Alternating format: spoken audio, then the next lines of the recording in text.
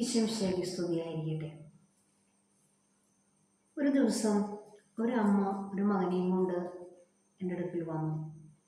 അവർ പറഞ്ഞ കാര്യം ഇതാണ്: നന്നായി പഠിക്കുന്ന കുട്ടിയാണ്, ക്ലാസ്സിൽ എല്ലാവർക്കും ഇഷ്ടമാണ്, എല്ലാ ടീച്ചേഴ്സും നല്ല അഭിപ്രായമാണ് പറയുന്നത്.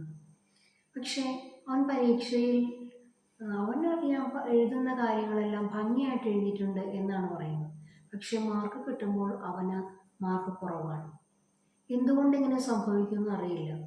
ചോദിക്കുമ്പോൾ പഠിച്ച കാര്യങ്ങൾ മറന്നുപോയി, എനിക്ക് എഴുതാൻ പറ്റുന്നില്ല എന്നൊക്കെയാണ് പറയുന്നത്. എത്ര ശ്രമിച്ചിട്ടും ട്യൂഷനൊക്കെ കൊടുത്തിട്ടും സാധിക്കുന്നില്ല. എന്ത് ചെയ്യണമെന്നറിയില്ല.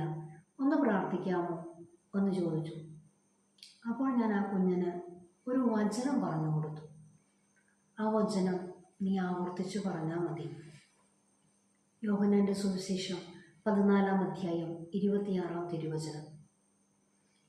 എൻ്റെ നാമത്തിൽ പിതാവ് അയക്കുന്ന പരിശുദ്ധാത്മാവ് എല്ലാ കാര്യങ്ങളും നിന്നെ പഠിപ്പിക്കുകയും ഞാൻ പറഞ്ഞിട്ടുള്ളവ നിന്നെ അനുസ്മരിപ്പിക്കുകയും ചെയ്യും. ഈ തിരുവചനം നീ പഠിക്കുന്നതിന് മുൻപ് നീ അത് വായിക്കുക, ഹൃദ്യസ്ഥമാക്കുക. എന്നിട്ട് ഏത് വിഷയം പഠിക്കാനെടുത്താലും ഇത് ആവർത്തിച്ച് പറഞ്ഞതിന് ശേഷം നീ പഠിക്കുക. എപ്പോഴൊക്കെ നീ പഠിക്കാൻ ആഗ്രഹിക്കുന്നു അപ്പോഴൊക്കെ ഈ വചനം പറഞ്ഞതിന് ശേഷം പഠിക്കുക. അമ്മയോട് ഞാൻ പറഞ്ഞു, യെശയ്യായുടെ പുസ്തകം 54-ാം അധ്യായത്തിൽ കർത്താവ് നിന്റെ പുത്രരെ പഠിപ്പിക്കും, അവർ ശ്രേയസ് ആർജിക്കും.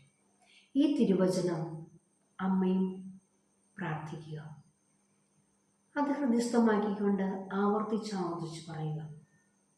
അവർ പോയപ്പോൾ എന്നോടൊരു ചോദ്യം ചോദിച്ചു, പ്രാർത്ഥിക്കാൻ പറഞ്ഞിട്ട് പ്രാർത്ഥിച്ചില്ലല്ലോ. അപ്പോൾ ഞാൻ പറഞ്ഞു, കർത്താവിൻ്റെ വചനമാണ് ഞാൻ നിങ്ങൾക്ക് പകർന്നു തന്നത്. ഈ വചനമാണ് നമ്മെ നയിക്കുന്നത്.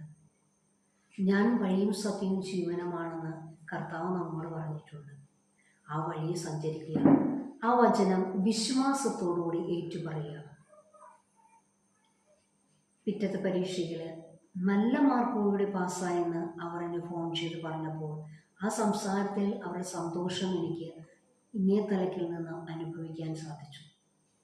ഈ 2 തിരുവചനം ഞാൻ പറഞ്ഞത് വചനത്തിൻ്റെ ശക്തി നമ്മൾ മനസ്സിലാക്കുന്നതിന് വേണ്ടിയാണ്.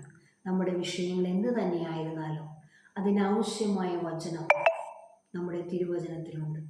അത് ഏറ്റുപറയുക. വിശ്വാസത്തോടെ ഏറ്റുപറഞ്ഞാൽ അത് സംഭവിക്കുക തന്നെ ചെയ്യും.